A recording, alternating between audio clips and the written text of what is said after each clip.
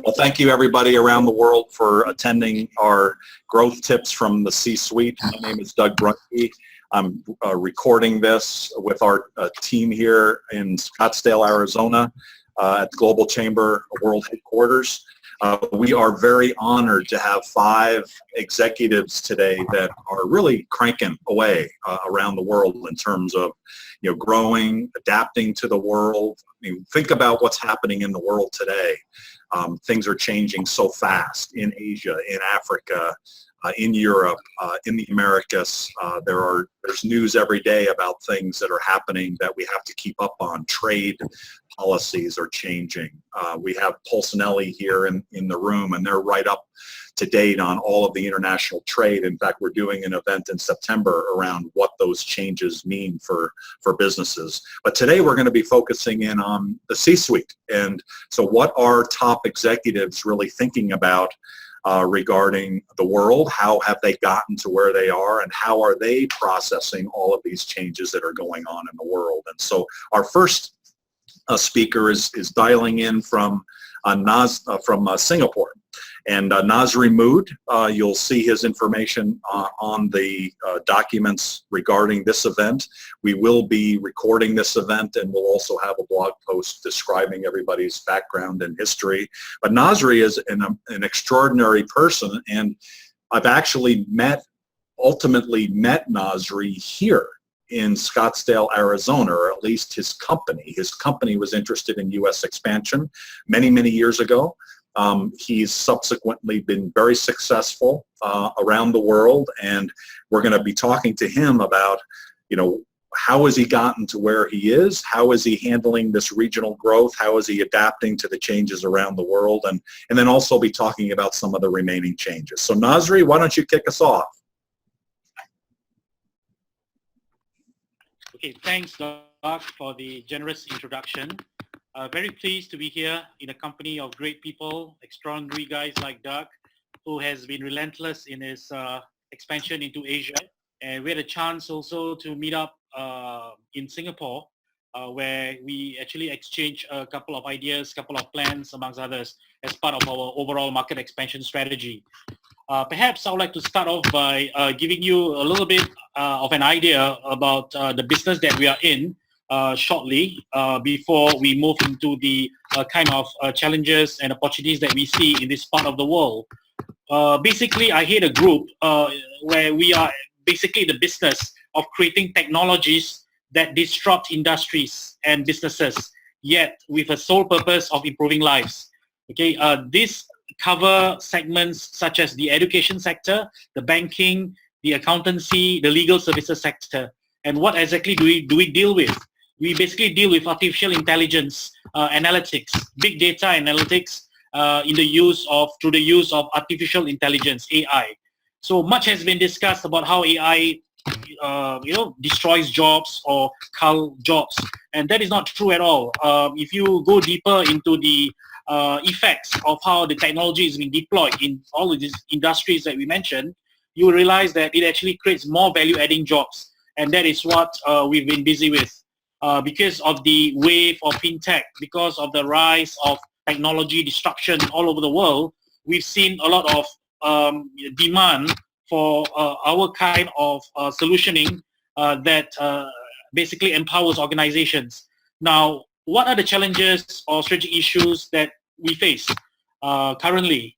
I will look at it on a 5x5 matrix, 5 issues and 5 opportunities, on which case at a later stage, second part of the discussion, much details can be shared, right? So the kind of challenges that we face or issues that we have to overcome basically deals with 5 particular areas. One is the question of whether one should pursue market share or profitability. Do we go for margins or do we go for market share? Okay, and the second point is when you manage to grow a company to a certain size, to a certain potential, the thing that you need to ask ourselves, or the board have to ask ourselves all the time, is do you go for listing or do you continue to go privately funded? Right? Do you go public or do you go private, form of funding? Okay, the third strategic issue that we need to ask ourselves is, do we expand horizontally or vertically? That means, do we continue to aggressively expand across markets, build more new products, and then uncover new clientele? Or do we just go deep within our supply chain and just go vertical or forward or backward? I think this is the third strategic issue that we have to deal with, and there's no perfect answer for that. But we still need to understand the implications of each along the way. The fourth thing is basically the definition of scale and disruption. Okay, a lot of people differ in terms of what is scale, what is disruption. You know, how disruptive is your technology? How disruptive is your solution, right? And so we had a couple of learning points. We had a couple of discussion points across various investors, various stakeholders, and various subject matter experts on this topic, right? And then the next one will be the issue of KPIs, key performance indicators, like what do we basically identify as what makes it a good KPI, what makes a good KPI, what makes a good indicator to define success. So this will vary across stakeholder types, across stage of the business life cycle, and across the expansion phase that we are in. So these are the generally the 5 key challenges that I could outline briefly that CEOs, typically not just us, but any other tech players or venture builders like us, basically had to deal with and manage, you know. And the kind of opportunities that we see out there is quite vast, right? We see, number one, technology as a driver of growth continues to be the main theme, and more than just a fad or what do you call a hype, okay? It's more than that. If you're in the B2B, B2G business, business to business or business to government, okay, there's no room for hype. You basically have to show the KPIs for the client. You have to show that the technology really drives employment, really drives social impact, really drives efficiency and productivity within the organization. So technology is indeed a driver of growth as seen by government and corporations. Second part of opportunity we see around Asia particularly, or even outside Asia, is the talent mobility, the mobility of talents out there.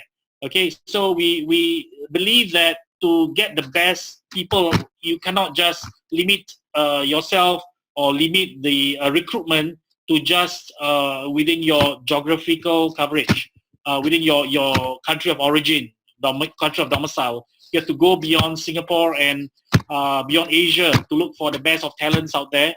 And you'll be surprised that talent need not be as expensive as we think when equity is involved, for example, right? And we continue to see, thirdly, we continue to see certain untapped markets in Asia, which are, you know, opening up, which are beginning to get more democratized and more liberalized, you know, for foreign companies to set up shops in the country, right? And a fourth trend that we see that serves as an opportunity will be the democratization of data.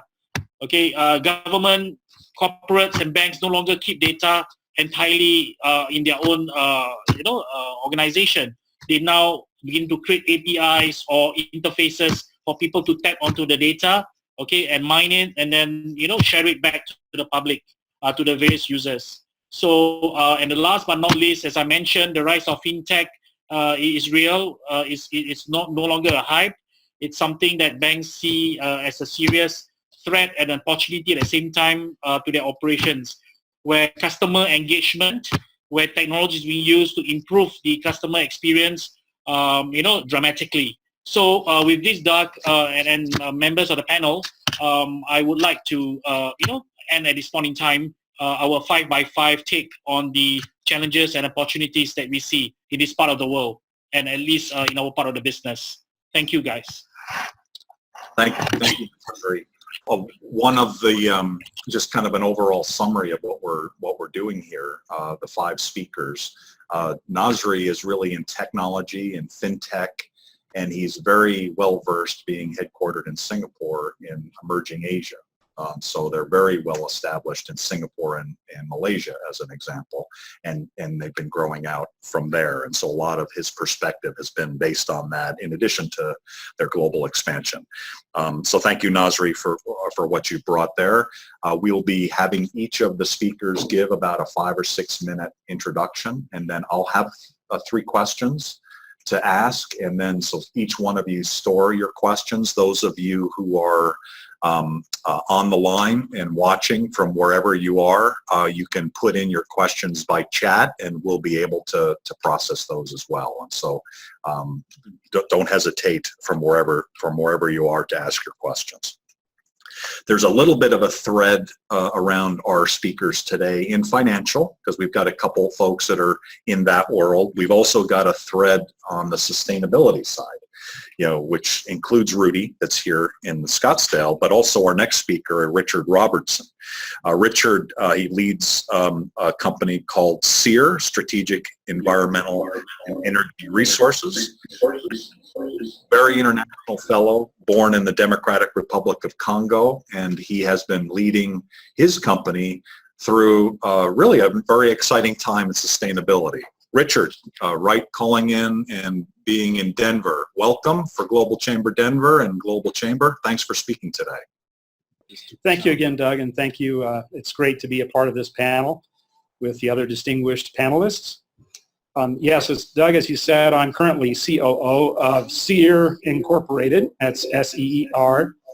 And SEER is a Colorado-based, publicly traded holding group that provides environmental and industrial waste management services. To give you an example, we engineer systems that treat the gas that comes off of landfills and agricultural biodigesters so that you can convert that gas safely into clean, renewable energy. And our customer base includes, as I said, landfills, agriculture, oil and gas, food and beverage, and medical and pharmaceutical industries, all of which are experiencing international growth. Now, SEER's current international footprint is fairly small, but one of the reasons I joined the group is to help position it for international and global growth in the environmental technology sector, which is growing overall at about 6% per year. So it's a nice space to be in, and I feel like we're doing important things for our global environment. Now, backing up a little bit, prior to SEER, the bulk of my career was spent with manufacturers of commercial and industrial air conditioning systems, the type of central AC systems that you would find in high-rises, airports, hospitals, and so on. Now, success in that sort of business meant having a significant global infrastructure in place, everything from R&D, manufacturing, regional distribution channels, sales partners around the world, and so on. And success, well, ultimately, in that part of my career, I went from being in sales and sales management, then up into regional management, beginning in Singapore, by the way, Nazri, and then on to global responsibility for all operations outside the U.S. and in setting the overall global strategy for international growth for the corporation. Along the way, I've been involved in some strategies that worked quite well and a few that frankly didn't work very well at all. And hopefully I can pass on a little bit of those learnings today. Nazri, yes, I spent a good 23 years of my life living in Singapore, and it was a fantastic place to operate from and expand a number of businesses around the world from there. So I have a very warm place in my heart for where you are right now. At our current size, we are at SEER Incorporated, we are short on internal resources necessary to really rapidly grow organically from within. So we need to make some strategic moves instead. We're looking at mergers, acquisitions, strategic partnerships, that sort of thing, some of which are already underway. And they're aimed at both domestic as well as international growth. We're trying to move fast.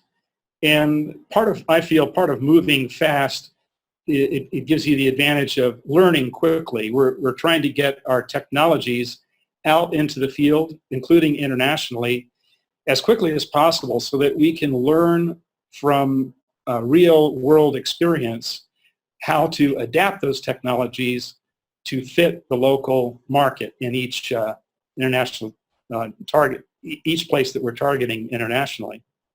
And I think these days there's a lot of talk, especially in the startup community, about failing fast and adapting quickly. And I do think there's a lot to be said for that, even for companies that are fairly well established, provided that you don't fail too loudly or too publicly. And we're trying to avoid that as well. We've gotten on the challenge, so moving out fast into some of the international markets that we're aiming at, I feel that that's something that's working well for us. Another area that's a bit more challenging is we've gotten tied up in some regulatory affairs in some international markets where we may have gotten ahead of ourselves. And I would advise companies that are looking at international markets, if you're really relying on growth in that market for, let's say, your survival, I would recommend avoiding products and technologies that require a lot of regulatory approval. There's just too much that's beyond your control. So I'll leave the rest of my comments for the questions and questions from the people that have logged in. But thank you again for this opportunity to share. Thank you very much. Thank you very much, Richard. Doug back here in Scottsdale, Arizona. Interesting segue. Had no idea that you spent 23 years in Singapore. So we go from Nazri in Singapore to you in Denver with your experience there. And I'm guessing now by introducing Claudio Toyama, I know he's had multiple countries where he's lived. I don't know if any, I'm sure he's passed through Singapore. Claudio is in Washington, D.C. area. He consults and speaks with really world-class companies, and he's on the line today to talk not only about his own business, but probably pulling also from the vast companies and very impressive companies that he works with. Claudio from D.C., you're up next. Thank you. Thanks again for the opportunity for being here. And so, yes, I have lived in 5 different countries so far, but actually not Singapore. And actually, I have not even visited Singapore yet. So it is a must, somewhere that I really want to go to.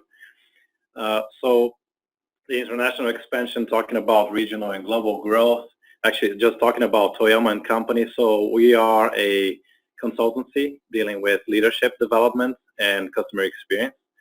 So we actually go into the people side of it. I heard from the other 2 speakers, talking about the numbers, talking about the machinery, and we go into the people side of that equation, which is also very important. And so one of the key challenges that we had as growing globally, actually the global growth came from me living abroad. So I was born in Brazil. I grew up there. I spent 25 years in Brazil.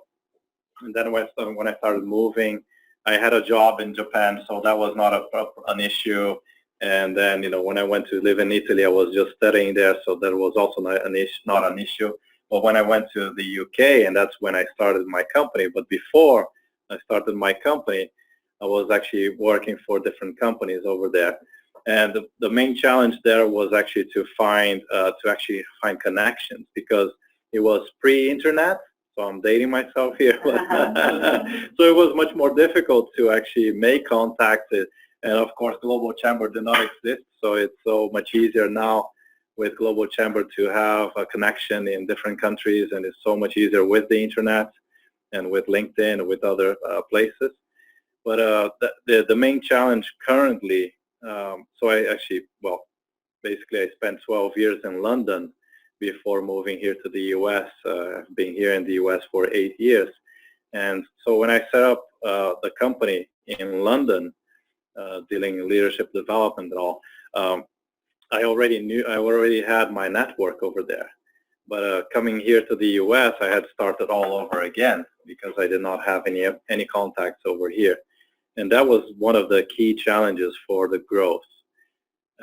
Currently, we focus in São Paulo, Brazil, London, in the UK, and here in the US, all over the US.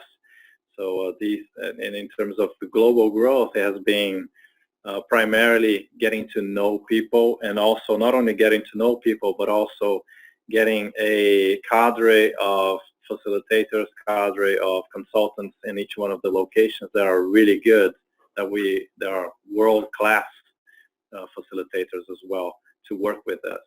So those are the main key challenges that we have faced.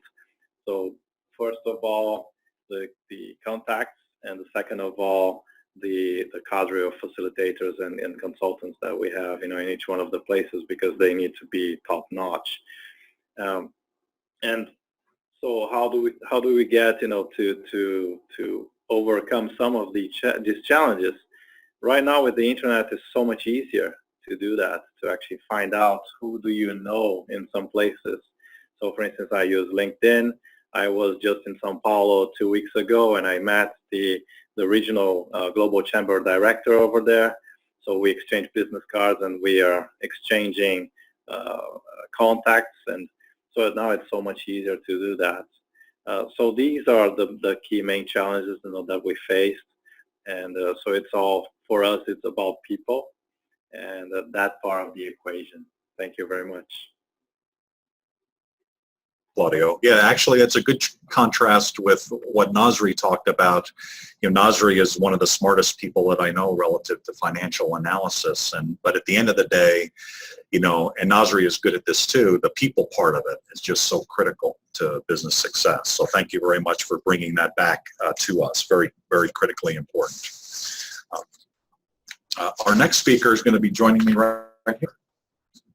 Rudy, you want to come up next door? So I'll, if you want to sit right here, and then we'll just kind of tag team it. Rudy is one of those Renaissance guys, right? So he and I met years ago. He was running sustainability programs at Henkel, who had purchased Dial Corporation, Dial Soap, and was really leading their sustainability efforts, and it got a world-class building from a sustainability perspective. So that's always been kind of a driving force for Rudy. And then he went on to economic development, Greater Phoenix Economic Development Council. He's done some very interesting, unique entrepreneurial ventures along the way, and now he's with Green Card Fund. And so I apologize that Kyle Walker had a meeting that carried over till the morning.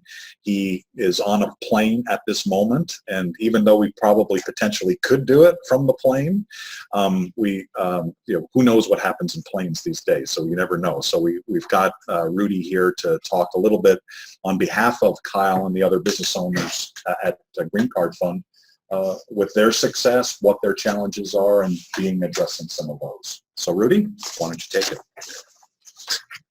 I've warmed the seat up for you. Thank you. So hello to everybody online. Hello to everybody in the world and around here in the room. As Doug said, I'm Rudy Better. I'm happy to be here to fill in for Kyle as far as I can. Kyle is hard to replace, we know this. I indeed look back to a career in international business over many years. Started with the German Henkel Group, so from a multinational perspective, that was what Doug ignored first, maybe because I'm a real born marketeer. So growing up in fast-moving consumer goods, being stationed in Asia, in Europe, and finally landed here in the United States. Before I indeed gave my career turn towards sustainability and sustainable management. So after those different stations, which partly also included to run my own company, I joined Green Card Fund. a company that focuses on alternative financing. That's most probably the easiest way to describe it, by using and applying the American US Invest to Integrate program, EB5. So we reach out to the world, recruiting investors in today 19 countries to get them invested into projects, into secure ways, building a secure path towards immigration to the United States. And this most probably brings us already towards the issues and towards the challenges we face these days. And many of them are homemade. Many of them are self-imposed. And so when I speak out that buzzword immigration, it rings a bell in everyone. It rings a bell with the people here in the room, and it doesn't matter where you stand politically here. And it rings a bell to everyone outside of the United States who's listening now, because, you know, it is an ongoing big debate. And fortunately, we are touching a part of immigration which most probably is the most attractive part of immigration for every country in the world. You want to bring in people who want to invest into your country, who want to bring money to your country, create jobs in your country. And ideally, when you can do that, like we do this with the EB5 program, it doesn't even cost the taxpayer a single cent. So you would expect this to be a no-brainer. And as I said, many of our issues in this country are self-imposed issues. And so right now, for example, the program is at stake because we have a dysfunctional Congress who could not come to a solution. And this is going on since 2.5 years in the meantime. So since 2.5 years, we are running from one continuing resolution to the next. And we do not get a Congress majority or even a Congress bill on the floor to decide about a reauthorization, a permanent reauthorization of the program. Okay, so that is a direct issue that we face that is related to international business relations and to the way how international investors get engaged. And many of the people we deal with from those 19 countries, they do not come to the United States just with $500,000, which is their entry ticket for our investment program. They come, they are entrepreneurs, they have a running business, they want to spread out that business. I have investors who even rolled out a larger business in the meantime in the United States than they had back at home before they came. Yeah? So it's a multiple of what they bring to the US instead of just creating 10 jobs in their name for becoming a green card. So what I say is that many of the issues we face these days in international business and business relationships are homemade. And as a German, you know what I'm talking about, free trade. And knowing that I come from a spot most probably from a country that profits the most from free trade, because they have fantastic products to offer to the world and people are buying it from them, I believe Germans should not apologize that people buy their products. And that makes them finally being a strong export country. Why are they such a strong export country? They are a strong export country because so many small and mid-sized enterprises in Germany are international, are global. And they don't hesitate to go abroad, which is easier than sitting in the United States because abroad is just next door. Germany is a small country. If you drive 2 hours, 3 hours to the right and to the left, you're in another country. So you are exporting already. Even if the European Union in the meantime makes it feel like this is not exporting anymore. And this is Europe. This is one market, one common market, without any customs, without any borders. It's a fantastic situation if you keep in mind 70 years ago, our grandfathers were shooting each other. And so that's the reason why you see in me a strong proponent of free trade, a strong proponent of getting that uncertainty out of the debate. Because right now we see a lot of uncertainty in relationships to other countries, and we are the source of this uncertainty. And uncertainty is poison for every business, wherever it takes place. And most probably the four others may agree on that because you face it domestically or internationally. If you cannot predict what happens around the corner, it's hard for you to make decisions. So in the first quarter of this year, we saw that FDI from Europe into the United States went down by 40%, 40%. And this mainly because right now companies put their investment plans standby because they do not know what comes next. Yeah, and I believe I touched here two of the major issues that I feel we in the United States regarding international relationships right now face. Business side, not even political side. Enough or anything? Well, Great, it's great information. Why don't you stay there? I do. And I'll kind of move in next to you, if you don't mind. Come close. Two Germans. I have to leave it. Okay, I'll get lower. I feel too high. Thank you very much. And I'd forgotten about the retail connection. So it's an interesting kind of financial, retail, sustainability web that we're weaving here in these speakers, because our next speaker is coming in from Albuquerque, Alan. He's been leading a company that he probably doesn't know this. I know he doesn't know this, but for the last several years, my wife has been tracking down Opinion Coffee here in Arizona, because that's her favorite coffee. And so she's actually been kind of beating the bushes at AJ's and some of the supermarkets that are here.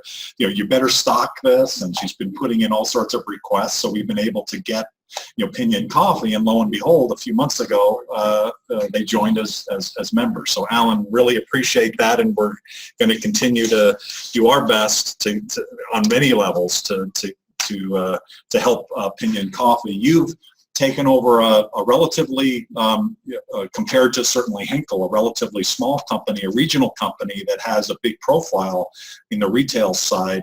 You've been able to grow it significantly. Tell us a little bit more about some of the things that you've been doing there in Albuquerque, and as you have grown the coffee company. Thanks, Doug. Thanks for everybody for showing up. Yeah, so my name's Alan. I run a company called New Mexico Pinon Coffee, and the biggest thing about coffee is it's so hard to be different, right? How many more fair trade, organic, shade grown, Arabica coffees can you get? But we have a custom flavoring that's based off of a pinon. Pinon is an edible pine nut that basically grows around the Four Corner states, and we add it to the coffee, which gives it a nice, sweet, nutty smell and taste. But it's a subtle flavor, so it's not in your face like the Dunkin' Donuts, chocolate raspberry that you find at the grocery store. It just tastes chemically, and it's not good. Here in New Mexico, it's very interesting because we're pretty much the bottom on every ranking for states. For everything important, for everything bad, we're near the top. It's a large state, but we just don't have the population that's really dense. So if you want to grow as a company, you have to start exporting out of New Mexico quickly. We are nationally, we are in every Trader Joe's, and we've got a lot of stuff in the pipeline to really move a lot of stuff. Right now it's going well. We're growing in every avenue. The biggest thing is when you have a great product, like Doug's wife is demonstrated there, it's people that are your biggest advocates are giving it to people that are coming and visiting for holidays and that sort of thing, and presents, and it really grows organically. So online, physical presence, everything's growing. Right now we're working on added capacity so that way we can work on more regional and national grocery chains as Albertsons continues to shift and Whole Foods gets bought by Amazon and all of these things that we have to stay on top of. The remaining challenge is of course, it's a commodity, right? Right now, the world demand for coffee is almost as equal to the capacity. That is going to keep changing. The demand for coffee globally, as I've seen Eastern China, Africa is a few decades away, but as everybody starts to continue to drink more coffee to do your jobs, the supply side really isn't going to go up much more. So you're going to see the price of coffee really start going the way of oil and start getting higher. And it's going to be really interesting to see what people do and what companies do to innovate to try to keep that price lower for those developing countries.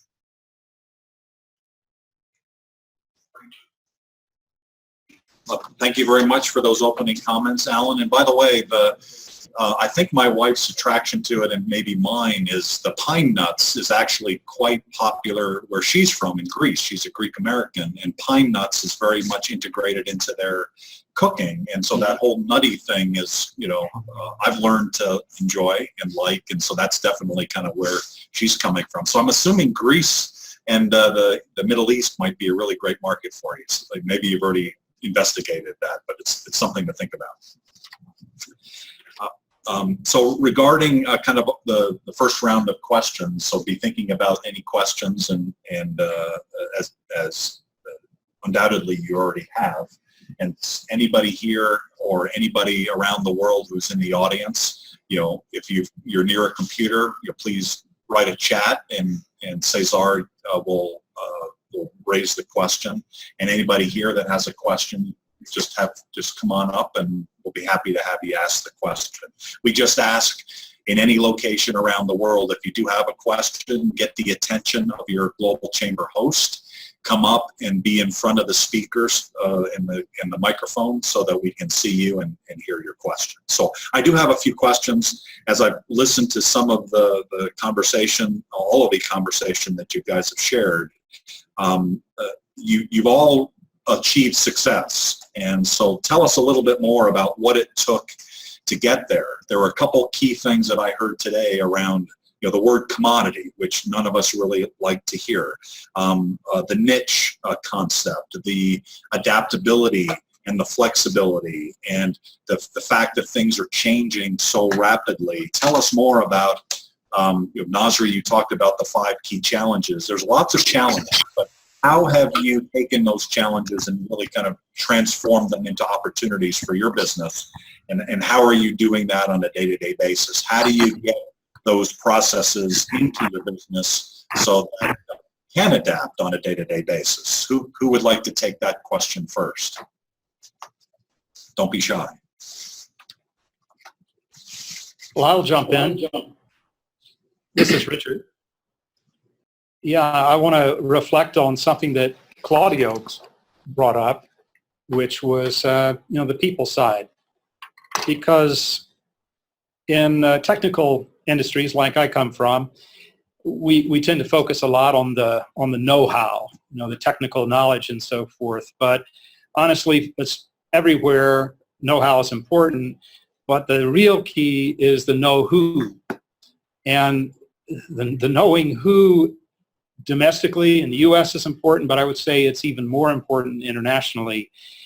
You need to pay close attention to everyone that you're going to be interfacing with. That includes your customers, your partners, your employees, your vendors, and so on and so on. And the truth is that if you make the right connections and invest the time necessary to really know who you're doing business with, even a mediocre product can do well in many markets. On the flip side, an excellent product with all the know-how behind it can still fail if you don't have the right connections and you haven't invested the time necessary to understand thoroughly who you're dealing with. And to take that one step further, you can't, it's a team effort. You need to reach out for help in a lot of different directions, and I would encourage any especially smaller company venturing out internationally to seek very good professional advice on tax matters, legal matters, accounting, finance, all those sorts of areas, and do your due diligence. Make sure you're finding true competencies in those areas and not just someone who hung up a shingle yesterday. So the know-who versus the know-how is very important. Great points, and it's certainly a lot of how we've started Global Chamber, because we have a room here full of those kinds of people. As you mentioned Nelly earlier, whether it's legal or whether it's marketing, whether it's a financial side of it and the knowledge.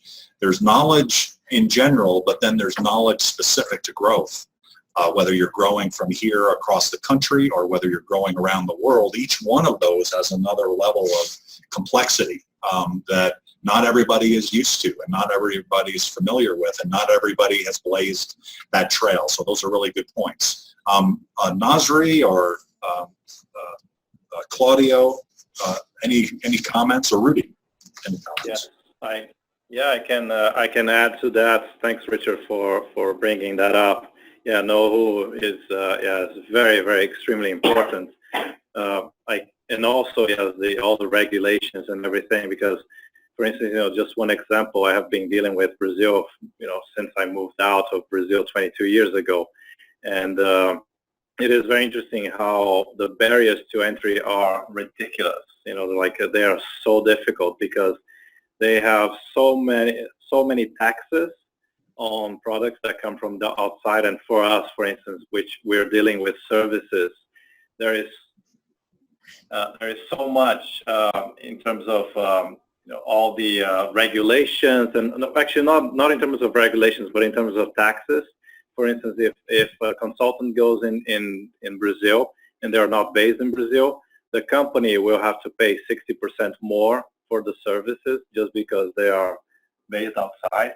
So there is all these other questions as well. But going back to Richard's point, know who, networking is extremely important. Networking is, and that's one of the things, just a plug there, Doug, for you.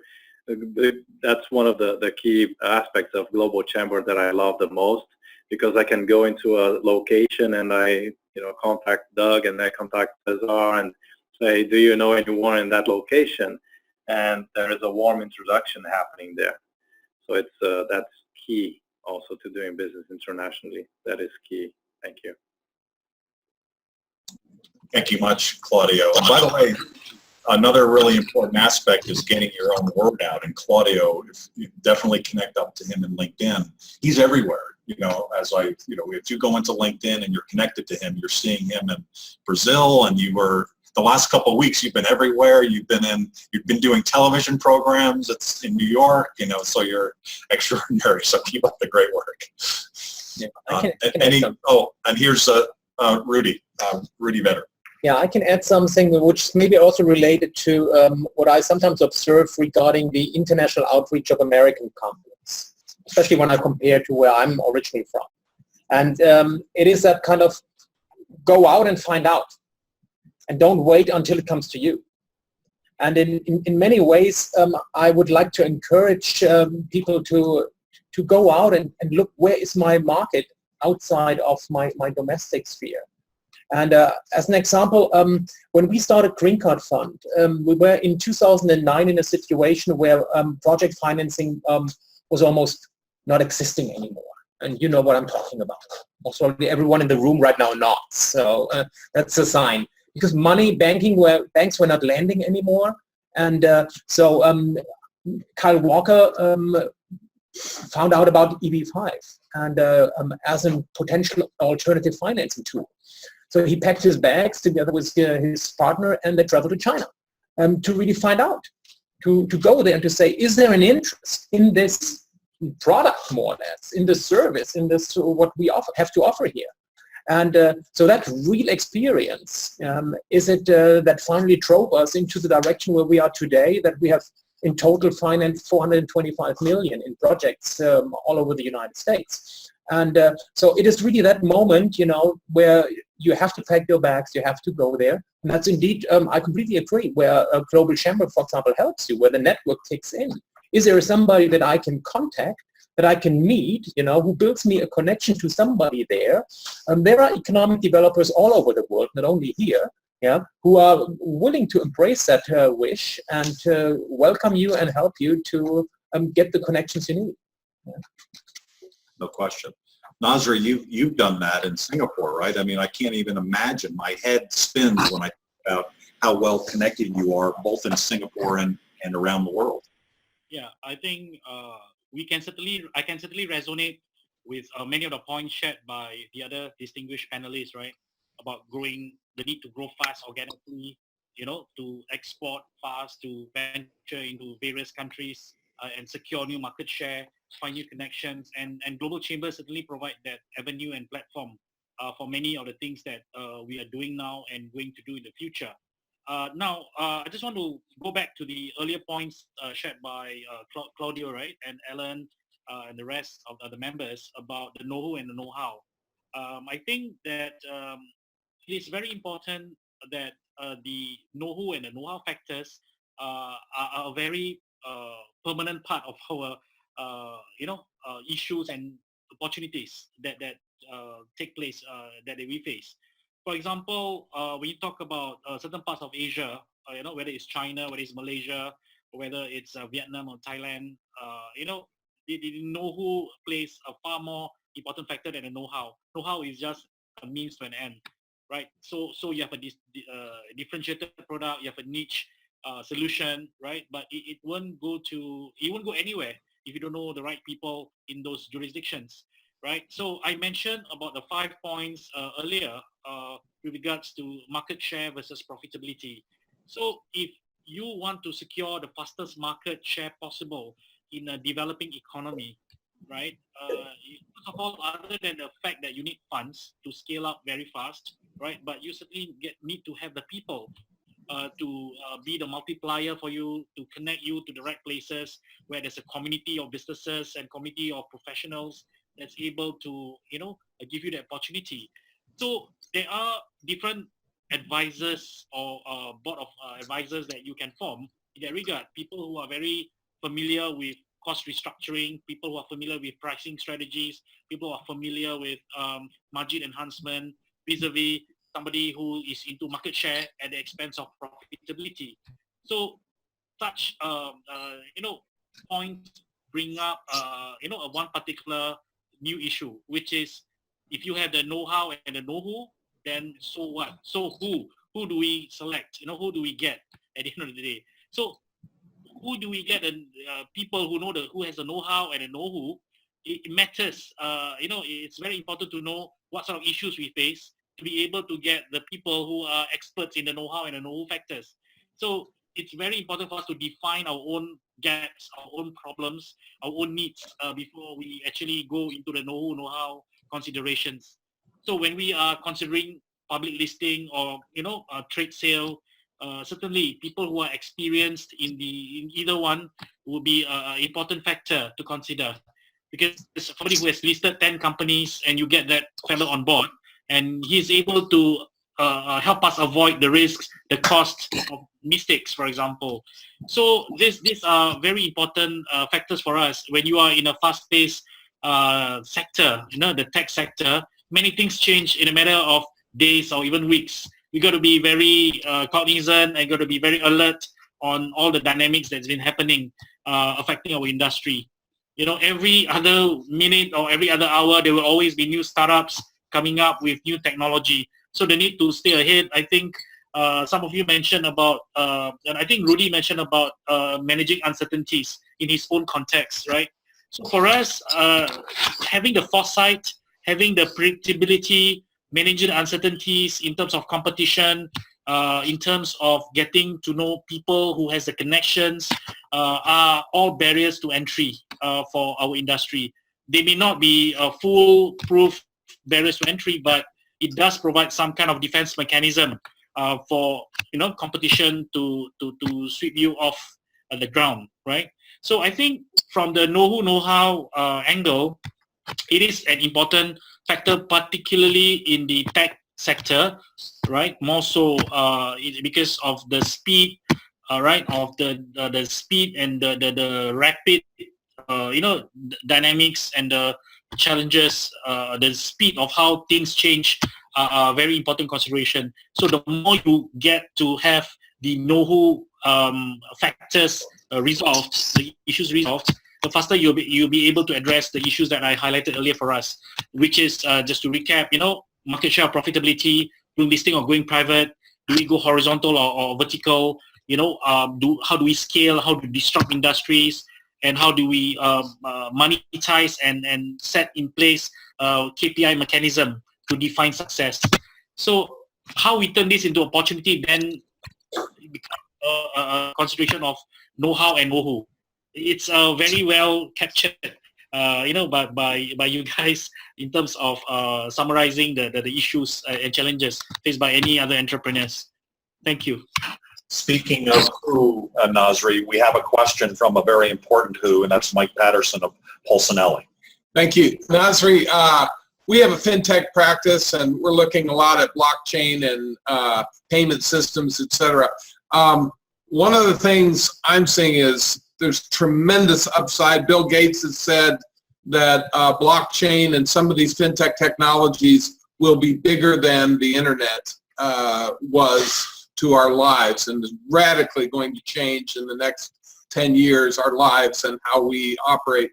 And how yet the companies we're working with in this area, there's a panoply of risks, whether privacy policies, they get hit because they inadvertently collected data from 12 and under, or privacy policies are so different across the globe, or banks that are just frightened that payment systems companies may just completely obliterate them out of the banking market in an unregulated area that banks aren't even needed anymore, perhaps. You know what I mean?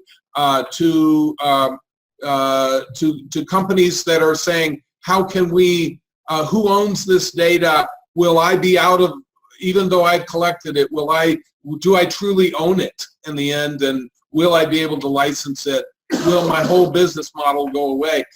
We find that of a company that these 5 different risks, or market risk itself, that they've got 3 of the 4 or 3 of the 5, but they've missed one. Generally, how are you working with the companies you're consulting to make sure that the whole panoply of risks that are out there in this area, which are huge, even cyber data security, getting hit with one on that, having the right insurance, how are you working with them to make sure you got it all covered so that your risk is all covered? Yeah. How do I address you, sir? I'm sorry? How do I address you, sir? Michael. Michael. Okay, Mike. Thanks for your insightful question. I will try my best to answer based on our little experience in this part of the world. I think, number one, I think all members need to understand that the fintech ecosystem is huge.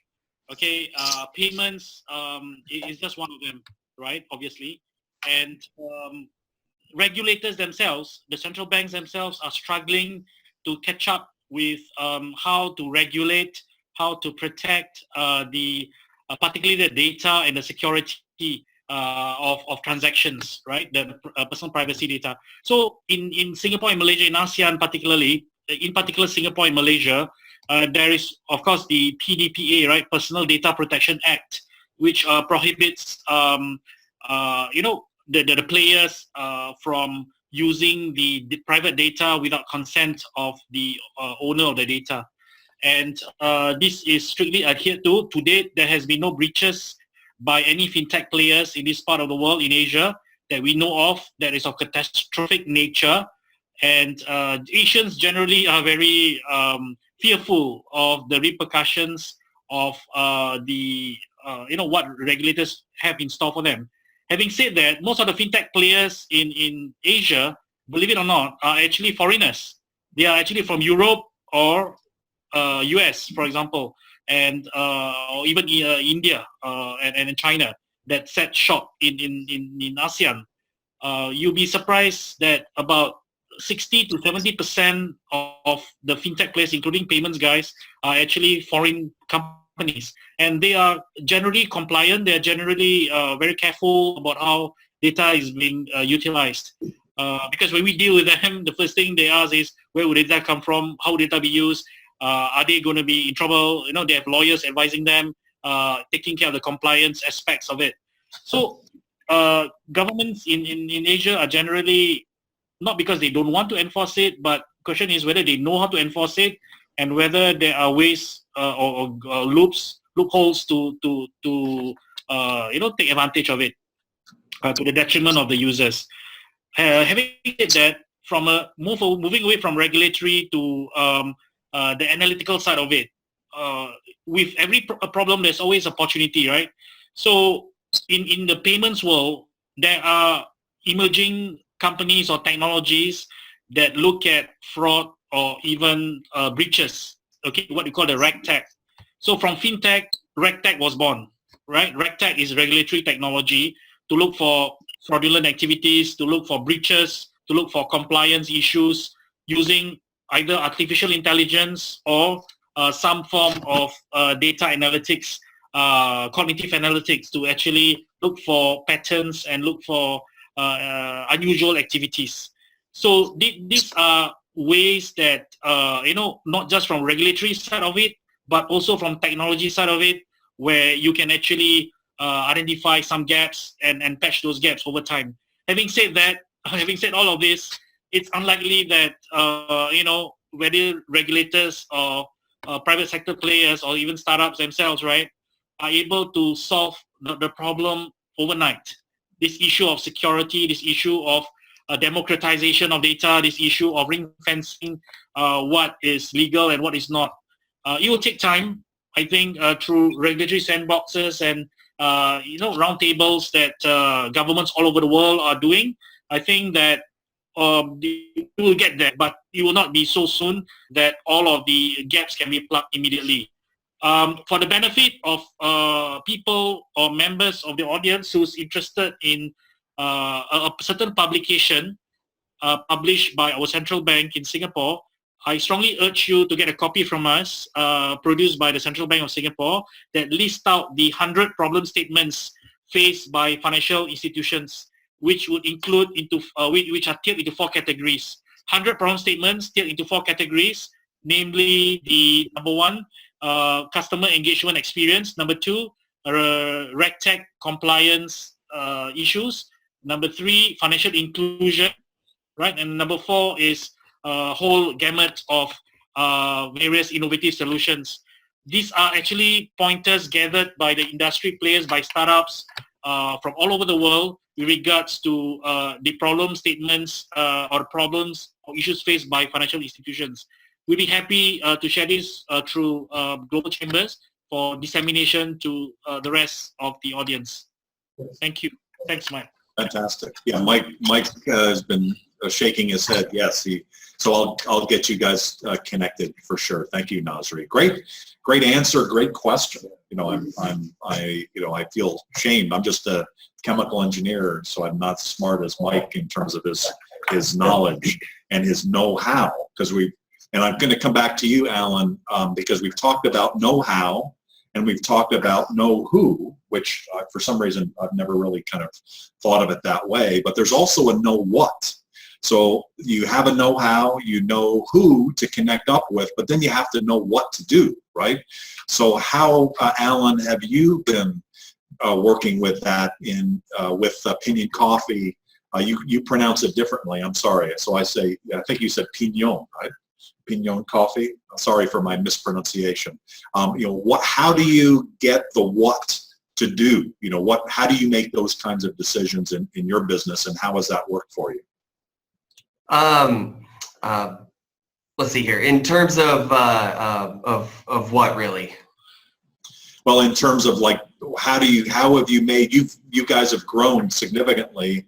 So in terms of, certainly maybe you can address the first part of it is, how have you connected to people to be able to grow? So the know-who part of it. You've got a know-how. You've got a way of making coffee that's unique, so you've got a niche.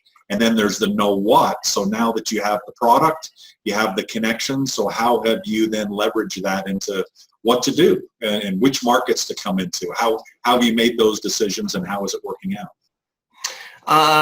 Basically, the what is the regional portion, because like you alluded to with your wife being in Greek, or in Greece, people have to know what Pinion is, right? Most people don't even realize that New Mexico is a state, and we are not part of Mexico. We get all sorts of pronunciations from the Northeast and that kind of stuff, but we really just rely on the product and what it is. So we're going to focus more on the demographic that's looking at something different, right? I mean, we don't eat a donut that doesn't have any icing on it or sprinkles and it's really grown. Well, I equate that to coffee. Most people put cream and sugar in it to mask the actual taste of coffee, right? So our flavoring helps out with that. So we're looking at, we're Trader Joe's and Sprouts and Whole Foods and all of those places where people are more likely to make that decision. And then it's really about networking. Networking has to go both ways, and so many people fail to really realize that when they're starting up, right? It's not what can you do for me, but what can I do for you? I've got a lot of connections outside of New Mexico through,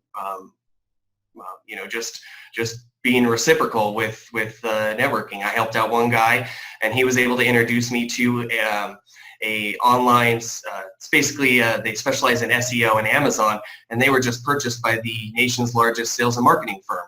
And then to have that kind of gusto behind it is just something that you can't do on your own. So you really just keep going, and you just take your vision and you tell as many people, because people want to help. And if they don't know how to help, then they know somebody that can help. And it's just really organic how that grows. I hope that answers your question, Doug. Organic, no pun intended, I'm sure. So I'd like to circle back with each of you then in terms of one more question from me, and then we'll take additional questions from the audience. And that is, as you each take a step back as business leaders, what advice do you have? What tips do you have for other businesses to leap tall buildings in a single bound, to be supermen and superwomen like you have for your businesses? What are the things that you've learned along the way that makes sense for you to share with other businesses?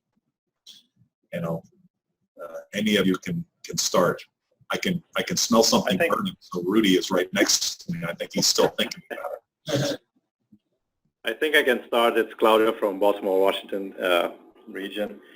So I think that one of the things that I would say, as we're talking about the know who, know how, know what, I would say also know when, because sometimes in certain markets you need to plan ahead quite a lot. It's for some markets that I'm have been playing, has been 2 or 3 years to actually start getting some traction. So it's the know when is very, very extremely important as well. So if I would say, if you want to jump and have this growth, also know when is crucial. Thank you. Very good. In terms of, Claudio, you have worked with some pretty amazing leaders over time. Are there some things additional that you've pulled from them? In some cases, people are just outliers, right? Elon Musk or Bill Gates, these are outlying people. But then there's, I think, another layer of person that has some sort of leadership qualities and abilities, well beyond kind of the normal person. What have you learned from them? What do you take from them? And is there anything that mere mortal people can pull from that to be more successful? Yes, it's very interesting, because I'm going to be giving a talk at Harvard actually next week, and it's on the executive presence and gravitas. And that's one thing that you're talking about, because when you are playing at that global level, even if you're not an Elon Musk or if you're not a Richard Branson, there is a certain quality of leadership that these people show when they are the world leaders, and they are the world-class leaders, that we're talking about. And yes, this kind of gravitas is so needed, and also having a certain degree of knowledge that you can actually tap into. And right now with the internet, it's so much easier to do that. But let's say that you're talking to someone and they mention something and you have never heard of it, you're kind of missing out on the conversation right there and then. So it is both the gravitas and the knowledge that you have. So these are the two qualities that I see in these leaders that are playing on a bigger scale. And also I have seen people that don't have that. They have the know-how. They have they are subject matter experts, and they start growing into this global arena, and they must grow up to that position. I was working with a Canadian, actually an Israeli company, and it was for their Canadian offices. And they had this head of marketing.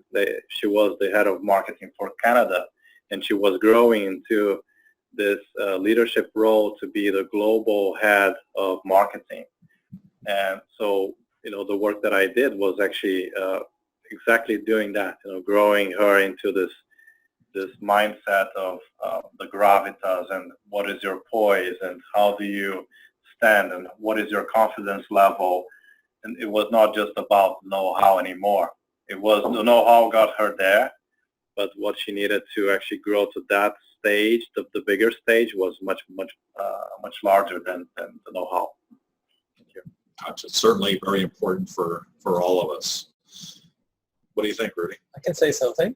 I bet you can. Yeah. And it's probably pretty astute. Yeah. So if I resonate what was said about the know-how, the know-who. Doug, you're muted. You're both muted. I don't know if Are we? we cannot hear you. Can you hear us? Maybe we need to talk louder. What do you think? Can you hear us now, Claudio? Hello? Claudio? Do you Hey, hear us? Cesar, are you, Whoever. can you hear us? Yes, we can hear you. Okay. Okay. It may be something on Claudio's side. So go ahead, Rudy. All right. So if I round up what was said about the know-how, the know-what, the know-who, this all at the end of the day shapes the opportunity. The opportunity was with which everything starts. And what I saw also in our firm was that there is a moment in time, a crucial moment in time, where you have to turn your approach from being opportunistic and move it towards a strategy, and a strategy build that on which you finally create your plan. And very often I see that sometimes people miss out on that, and they continue to stay just on the opportunity side. And sooner or later, this all evolves. We spoke about it, how fast industries are changing, how fast the circumstances, the markets are changing. So if we don't evolve, if we don't move together with those changes, also inside of our own business approach and model, it's most probably pretty hard to continue. Yes, you get there, but keeping the same pace, that's a tough issue. So as I mentioned, when Kyle Walker went to China, we tested the waters. I call this phase like that. And we started with a small project, 9 investors we recruited. It was very small and compact for us. Before we really understood, yes, there is an opportunity, now we turn it into a strategy. The next project we kicked off with 112 investors. We raised more than $60 million for it. And really put it on a strategic path, and that finally made us the company that we are today. And that is what I can only encourage people to self-reflect. Where am I in this on this path? Am I still in this opportunity phase, or am I ready to strategize, to move ahead, and to really build a long-term plan? Makes a lot of sense. Gentlemen, anybody else want to share their tips? Sure, this is Richard. As many of you are probably aware, there's a very strong startup community in Colorado.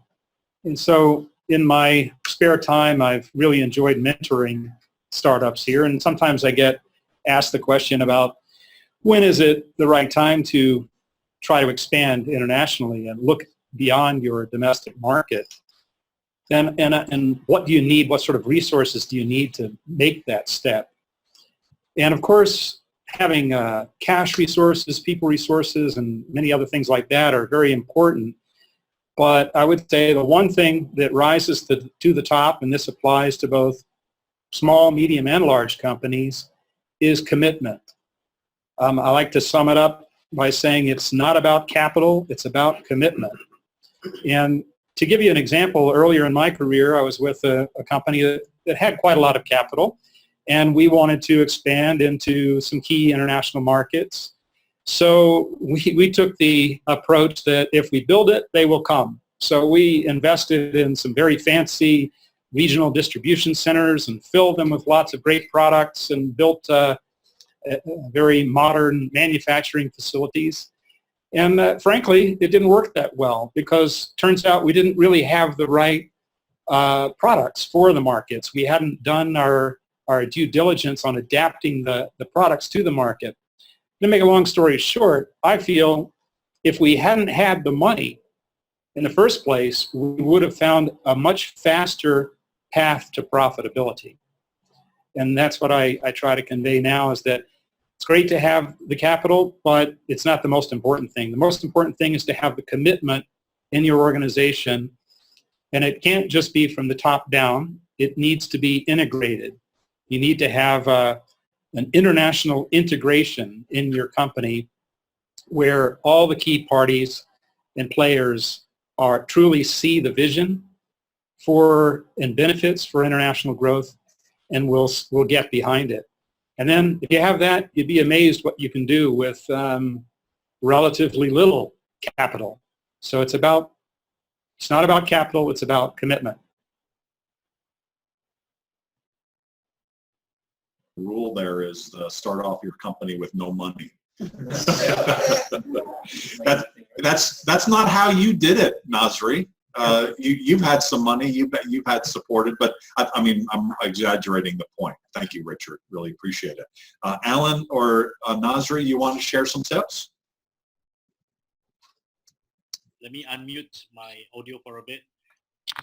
I think Richard does have a point. Sometimes too much money or too much of a good thing, like they say, right, is not always the best thing. The optimal balance of cash and commitment is certainly important. One can't live without the other. So you need to have the cash to be able to commit fully to roll out your startups under your portfolio. For those who run incubator programs, accelerator programs, or venture building programs, we all know that to scale, we need the funds. And when we talk about scale, I always have these common discussions with many venture capitalists and private equity investors, like between getting a $1 million project based on from one company versus getting 1 million customers paying $1 $1 each, right? One of them paying $1 each. Which one would they prefer? Which one would be an indicator of scalability? So in cases where we try to show that we have $1 million contract, but from a bank, it doesn't impress them as much as it would have been, 1 million SMEs or small medium businesses that basically pays us $1 a year, for example. So these are some of the things that, for those who study corporate finance or corporate finance as their professional job, I have been trying to grapple with, because the 1 million customers could be anyone, as opposed to a known bank or of a certain reputation giving it a $1 million contract.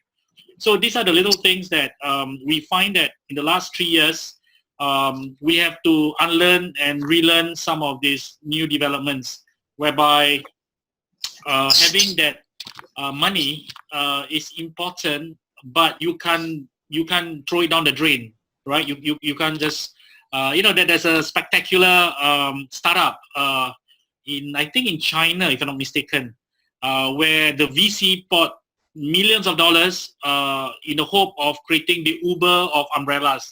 So umbrella, right? So they make umbrellas available for everybody. So by swiping your card or using the umbrella, you sort of like pass it around, and you can leave it in the streets for people to Uber it, so to speak. And within a month or so, 100,000 of the umbrellas were just gone. So this is while it seems disruptive, but it's actually they said VC money for the consumers to use the umbrellas for free, and it's just gone, right, written off. Right, so in Asia now, in Singapore right now, there's these free bicycles. I won't say free bicycles, but bicycles that are meant for public use, right? So they are trying to disrupt, let's say, the use of bicycles for the consumers. So you can see many bicycles all over Singapore. For those of you who's familiar with Singapore, right, you'll notice that there's orange bikes, yellow bikes at the parks, at the beaches. Under the apartments, across the roads, under the trees, right? Literally littered with bicycles, right? But it remains to be seen how profitable that business is, as long as in their eyes, it's disruptive, So you can imagine the amount of funds that being poured to create that so-called scalability effect, to have the bicycles being made available every corner of the block. So therein again, I don't have the full sense of this. I'm still trying to understand how, as I mentioned earlier, the definition of scale, the definition of disruption that takes place in many shapes and forms, right, as defined by the funders themselves. But no matter what sort of funding we talk about, what Richard said is very true.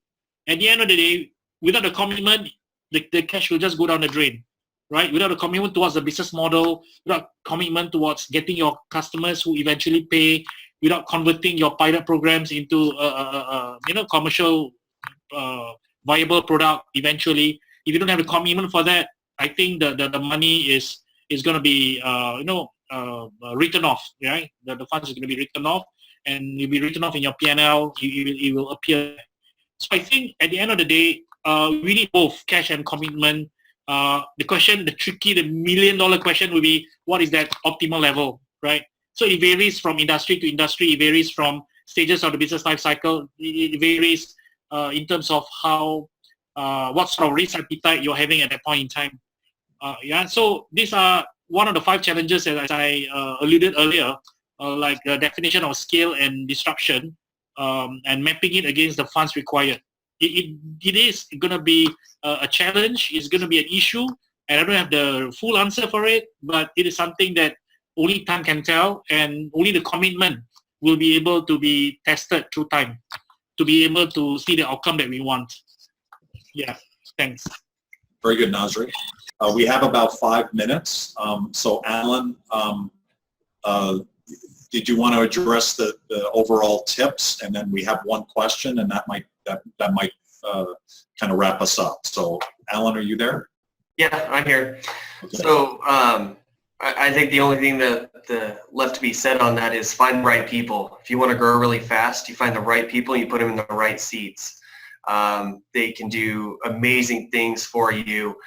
You can't do everything by yourself, and that's really the key to it. It's a lot easier said than done, as everybody I'm sure has been through. But until time travel is invented, there are no new businesses. Every business is made up of people, and that's really where you focus on. Okay, very good.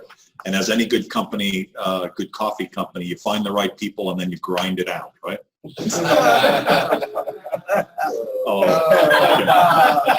So we do have we have a number of questions, and sorry we haven't been able to answer all of them, but we do have one question from the audience, and maybe given that we only have a few more minutes, less than 5, maybe do a quick roundtable of our experts. When expanding internationally, what kind of cultural problems did you encounter? Either differences in big, small company culture, functional culture, manufacturing services, or national cultures?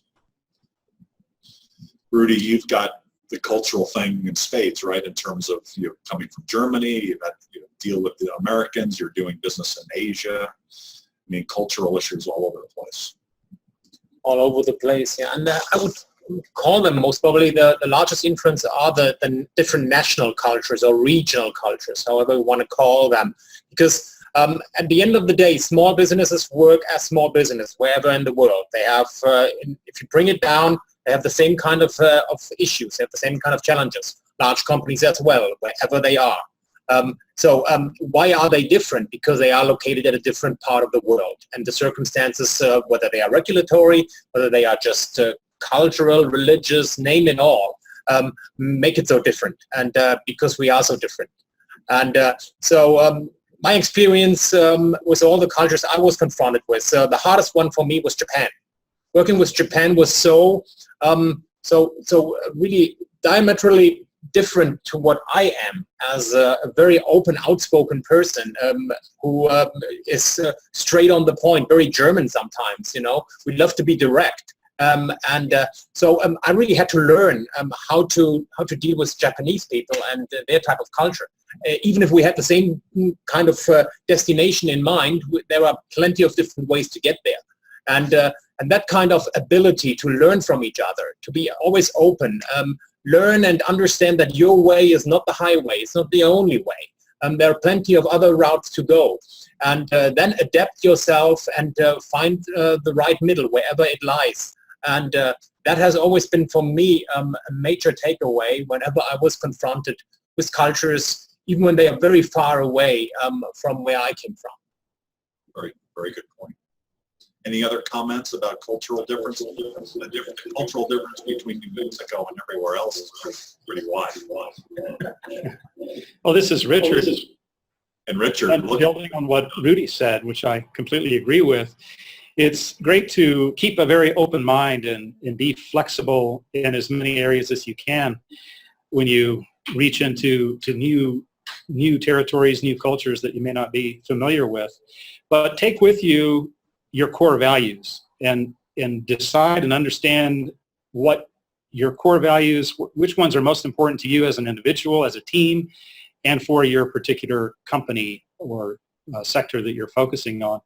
And try not to bend on those. But in everything else, be open and be as flexible as possible, and you'd be surprised what great new, if you listen carefully, what great new ideas and concepts will come your way. Very good. You know, one of the things that always got me about Singapore culture was competition. You know, how competitive people in Singapore are. You just have to kind of get into the flow of that. Any other cultural epiphanies? Well, yeah, this is Claudio from Baltimore, Washington. Yes, cultural differences, well, I'm very versed on that, not because just I work on that, but also living in different countries. And I just wanted to say that when I moved from the UK to the US, I thought, well, they both speak English, so it's going to be very similar because I had lived in Japan and Italy, so very different countries. And that couldn't be further from the truth. It was as different as if when I moved from Italy to the UK. It was that kind of a difference. And so yes, you need to be aware of the cultural differences, but also you need to, as the other speakers mentioned, you need to really find out, especially now with the internet, it's so much easier to find out how people talk and how people address certain situations. For instance, if you go into a Brazilian meeting and someone doesn't like something that you said, they go like, "Oh, man, isso daqui é uma besteira." So, they will be like very verbal, very, with the hands. And if you go into a meeting in the UK and they don't like something that you say, they will be like, they will be like doing this with the eyebrows. And for a Brazilian, they will not even notice that they did not like it. So just go in there and just feel, and you need to really understand what that is like and go into the culture before you even start negotiating, for instance. Thank you. Absolutely, good points. And poor Nazri, it's approaching midnight in Singapore. It always seems like the Asian guy gets the short end of the stick. Sorry, Nazri, about that. If I may just chip in for a little bit, trying to link the cultural aspects to the know-who and the know-what. So in Asia, if you want to get access to the know-who, just be prepared to do a lot of golf, do a lot of karaoke, do a lot of eating and drinking to get so it matters what cars you drive. It matters what house you live in. It matters what sort of people you mix around with. Who are your inner circles to get in touch with the know-who. And within the Asian culture, within the Asian business culture, there are layers and layers of inner circles, at least 4 to 5 inner circles to get hold of the know-who. So that is something that one needs to take note of, particularly in Asia. If you want to get access culturally to the know-what or know-how, I guess it boils down to your technical competency and where you school, where was your previous employment, what sort of language, programming language do you have, what sort of forum groups you hang out with, So it's quite interesting that the cultural aspects now have even evolved. Okay, I don't think many of the startups play golf either, right? But to get a hold of high net worth individuals, to get access to HNIs and the what you call the affluent people, right? So they do a lot of linkages. They do a lot of social networking, more so than the traditional golfing or traditional fine dining kind of situation. But it does matter the introducer to have all those attributes, the influencing factors to get access to the know-who's, right? So I think Asia is particularly very pronounced in that, and the variation sort of like the changes in intensity from one country to another. Yeah, thank you. Very critical. Thank you, Nazri. We're gonna wrap up. What I would suggest, any speakers who have still some additional ideas and thoughts, or anybody in the audience, send me an email at doug@globalchamber.org and in the next 24 hours, and we'll wrap up a post, and we'll have this up on recording. And certainly one of the things that really kind of hit me through this conversation is we've got 5 really amazing people. So how about a round of applause for 5 extraordinary people. And there were 1, 2, 3, 4, 5, 6 different areas of knowing. Knowing how, knowing who, knowing what, knowing when, knowing where, which we didn't talk about, although Alan touched on a little bit. And then the final know is know why. And we heard a little bit about that from some of the speakers. Why are they in business? What drives them? We heard a little bit about that from several of you. And Simon Sinek, in his know why, is such a critical component to any business. And so those are all really important things. When you've got a leader like these 5 leading your company, certainly you're going to be successful. Thank you all for participating. Our next event for Global Chamber, there may be some, and I think there are local events between now and the next week, but our next multi-metro event is next week, this time, 7 days from now. It's Women in Global Leadership. Dr. Joel Martin is one of the speakers, and she's here in our audience. And there'll be another 4, so a total of 5 speakers, all women, all amazing, and they'll be talking about women in global leadership. Thank you all for participating, and have a great rest of your day or evening, Nazris. Have a safe drive home. Morning, you can say. Thank you. All right, thanks. Thank you. Thank you very much. Thank you all.